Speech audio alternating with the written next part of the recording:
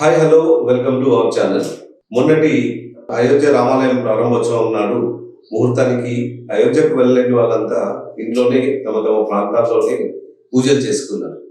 అయితే అదే సమయానికి గల్ఫ్ దేశాల్లో కువైట్ దేశంలో కూడా భారతీయులు పూజలు చేసుకున్నారని చెప్పి వార్తలు వచ్చాయి. ఈ సందర్భంగా రాముని పూజ చేసినందుకు గాను ఆ దేశంలో భారతీయులను అరెస్ట్ చేసి తిరిగి మన ఇండియాకి పంపించారని చెప్పి వార్తలు వచ్చాయి. ఈ విషయాలను వివరించి తెలుసుకోవడానికి మనతో సీనియర్ జర్నలిస్ట్ శ్రవణ్ కుమార్ గారు ఉన్నారు. శ్రవణ్ కుమార్, అయోధ్య రామాలయ ప్రారంభోత్సవం ముహూర్తానికి అందరూ కూడా తమ తమ ఇళ్లలో ఉండి భారతదేశంలో ఉన్న వాళ్ళందరూ పూజలు చేసుకున్నారు. అదే సమయానికి కువైట్ లో ఉన్న వాళ్ళు కూడా భారతీయులు కూడా పూజలు చేసుకున్నారు. అక్కడ పూజలు చేసుకున్నందుకు వాళ్ళని అరెస్ట్ చేశారని చెప్పి వార్తలు వచ్చాయి. దానికి కారణాలు ఏంటి? అసలు హిందువుల చిరకాల స్వప్నం సుమారు 500 సంవత్సరాల నుంచి పోరాటం, 77 యుద్ధాలు జరిగాయి, సుదీర్ఘ న్యాయ పోరాటం. ఎట్టకేలకు నిన్న జనవరి 22వ తారీఖున అభిజిత్ మహాముహూర్తంలో ఆ బాలరాముడి విగ్రహం ప్రతిష్టాపన చేసుకున్నాం. ఆ సమయానికి అందరూ కూడా అయోధ్యకు వెళ్ళి చూడలేదు, అందరూ చూడలేదు. అలాంటి వాళ్ళకు మీ ఊర్లోనే ఉంటుంది, మీ ప్రాంతంలో ఉంటుంది, ఆ లైవ్ స్క్రీన్ల ద్వారా చూడండి అని ఒక ప్రేరణ ఇవ్వడం. దానికి రామ మందిరం దగ్గర పూజ చేయబడినటువంటి అక్షంతలు రామనామాన్ని చేయాలా చేయడం. ఆ సమయంలో మనందరం కూడా ఆ రామనామం జపం చేస్తూ ఆ రోజంతా రామకీర్తన చేస్తూ రాముడికి అంకితమం అంటే కూడా ఒక పిలుపు లాంటిది.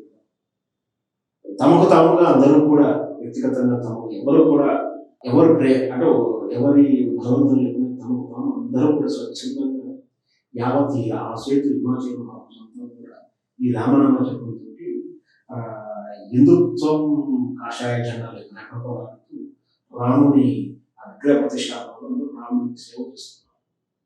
కేవలం ఈ దేశంలోనే కాకుండా ఇతర దేశాలు ఎక్కడున్నా కూడా ఈ ప్రేరణ తీసుకున్నారు. హిందూ అయిన ప్రతి వాళ్ళని తీసుకున్నారు. వ్యక్తిగతంగా మోడీ అయిన దేశం, వ్యక్తిగతంగా బీజేపీ పార్టీ కాకుండా బీజేపీ పార్టీ అయినా ఎవరు కూడా ఏమీ చూడకుండా కేవలం రాముడు, హిందుత్వము, భక్తి, దేవుడు, దేవత్వం పూజ చేస్తున్నారు. అలాగే కువైట్ లో ఉన్న కూడా చేస్తున్నారు. యావత్ దేశాలు అన్ని దేశాలను చేస్తున్నారు. కానీ ఒక గుంపు, ఒక సమూహం అదేంటంటే ఒక ఆయిల్ కంపెనీలో ఉన్నటువంటి కాంట్రాక్టు పని మీద పనిచేస్తున్నటువంటి కొంతమంది ఆ రోజు రామమందిరం జరుగుతుందని తిలకించారు, రామనామ జపం చేసుకున్నారు. మరి ఎంత మాత్రం అరెస్ట్ చేస్తారా అనేది అందరికి అనుమానం లేదు. అక్కడ నరేంద్ర మోడీని కీర్తించారు కాబట్టి అరెస్ట్ చేశారని కొంత సోషల్ మీడియాలో వైరల్ అవుతారు. ఇక్కడ జరిగితే కువైట్లో ఎందుకు అరెస్ట్ చేస్తారంటే మనం ఒకసారి ఆలోచించుకోవాలి. కువైట్లో కూడా ముస్లిం ఇరాన్ లాంటి దేశాల్లో కూడా ఇప్పుడు మనం హిందూ దేవాలయాలు కట్టుకుంటున్నాం. స్వయాన నరేంద్ర మోడీ గారు వెళ్ళి విజిట్ చేసి వస్తున్నారు కదా, మరి ఎందుకు పూజ చేసి అరెస్ట్ చేస్తారు? వాస్తవానికి దీంట్లో విస్తృతంగా పరిశీలిస్తే మనకున్నటువంటి వార్తా సేకరణ సమాచారం ప్రకారం ఇది జరిగిన మాట వాస్తవం. అది కొందరు ఏం చేశారంటే అత్యుత్సాహం ఏం చేశారంటే రామనామం జపం చేయడం తప్పేం కాదు, ఒకవేళ విగ్రహారాధన విధానం తప్పేం కాదు, దాని పెద్దగా అభ్యర్థులు పెట్టకపోవచ్చు. వాళ్ళు అది చేస్తూనే అక్కడ జై భారత్ అంటూ భారతదేశాన్ని కీర్తిస్తూ అక్కడ మోడీని కీర్తిస్తూ నినాదాలు స్లోగన్ చేశారు. అక్కడ కువైట్ అండ్ అక్కడ అరబ్బీ దేశాలు ఉన్నటువంటి చట్టాల ప్రకారం అంటే ఆ దేశంలో ఉంటూ ఆ దేశం కాకుండా ఇతర దేశాలని కీర్తించడం అనేది వాళ్ళు నేరంగా పరిగణిస్తారు.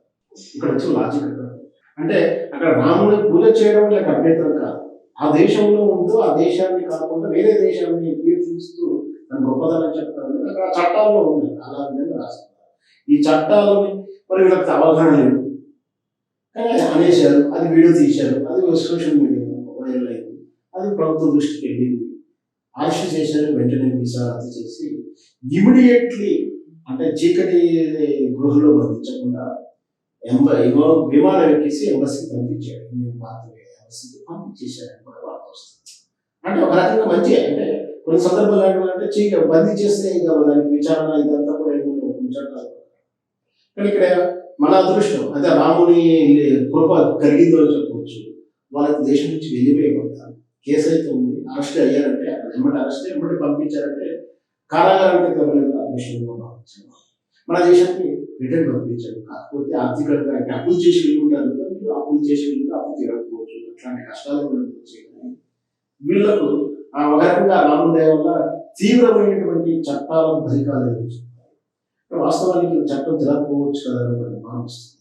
కానీ ఇక్కడ ఏ దేశ చట్టం అయినా ఆ దేశంలో అడుగు పెడుతున్నప్పుడు ఆ దేశ చట్టాలని అనుగుణంగా నా చట్టాలను గౌరవిస్తాను అంటూనే అడుగు పెడుతుంటారు.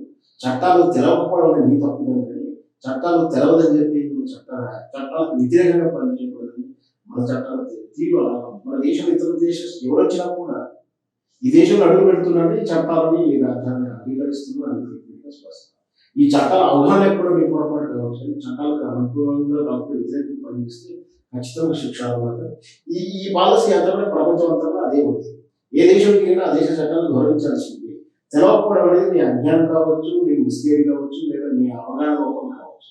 అంత మాత్రమే చట్టం నీకు తెలవదని కన్సల్టేషన్ చేస్తారని అలాంటి మన చట్టంలో కొన్ని కన్సల్టేషన్ ఉండొచ్చు. మనం ఇంట్లో శుభతర చట్టాలు ఉంటాయి మన ఇండియాలో, శుభతరంగా ఉంటాయి.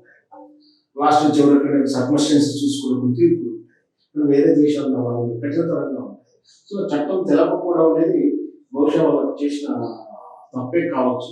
దానివల్ల వాళ్ళు బహిష్కరణకు గురయ్యారని చెప్పాలి, శిక్షకు గురయ్యారని చెప్పాలి, బహిష్కరణకు గురయ్యారని చెప్పాలి. బహుశా వీళ్ళు విచారణ కొనసాగిస్తాను కూడా ఆ దేశ ఎంబసీ నుంచి సమాచారం విచారించినా కూడా ఇక వీళ్ళు దేశ బహిష్కరణ కాబట్టి పెద్ద ప్రమాదం ఏమి లేదు. రిటర్న్ వచ్చారు కాబట్టి ఇక్కడ పునరావాసం కల్పించడం కానీ ఇక్కడి నుంచి వాళ్ళు వెళ్ళేటప్పుడు చేసిన అప్పులు తాలూకు ఆర్థిక భారాలు ఉంటాయి. వాటికి మరి ఈ విదేశాంగ మంత్రి కానీ ప్రభుత్వం కానీ ఎలాంటి సహాయం చేస్తుందో చూడాల్సి. కరెక్ట్ శ్రవణ్ కుమార్ గారు. ఇప్పుడు ఎట్లా ఉంటుందంటే మన ఇంట్లో మనకు స్వేచ్ఛ ఉంటుంది, కానీ వేరే వాళ్ళ ఇంట్లో స్వేచ్ఛ ఉండదు కదా. పౌరులు బయట దేశాలకు వెళ్ళే పౌరులు కొద్దిగా అవగాహన పెంచుకోవాల్సి ఉంటుంది. ఇక్కడ ఒక గ్రామ ప్రజల పూజలు ఏదో చేసి ఉంటే బహుశా అంత పెద్ద శిక్ష పడకపోవచ్చు. ఎందుకంటే ఈ రోజు గతంలో చాలా స్ట్రిక్ట్ గా ఉన్నాయి. ఏంటంటే ముస్లిమ్స్ విగ్రహాలను నిషేధం, నువ్వు దేవుడికి కీర్తించినా విగ్రహాన్ని కీర్తించడం పెద్ద నేరంగా పరిగణిస్తారు. సో ఆ ముస్లిం విధానం ముస్లిం దేశాల చట్టాలు తీరు అలా ఉంటుంది. కీర్తించిన బహుశా మనది ఎలా ఉండేదో దాంతో పాటు ఆ దేశాన్ని కాకుండా ఆ దేశంలో మన దేశాన్ని వాళ్ళ అభ్యంతరంగా ఉండేటువంటి విధానం, వాళ్ళ ఆ విధంగా చేసుకునే చట్టం మనది చేయదు. దానివల్ల అది వేరే అవడంతో చర్య కోరుకున్నది. అదే వాళ్ళు వీడియో తీసుకొని పోస్ట్ చేయకుండా ఉంటే బహుశా ప్రభుత్వం దృష్టి కూడా రాదు కాబట్టి అది సేవ్ అయ్యేవాళ్ళు.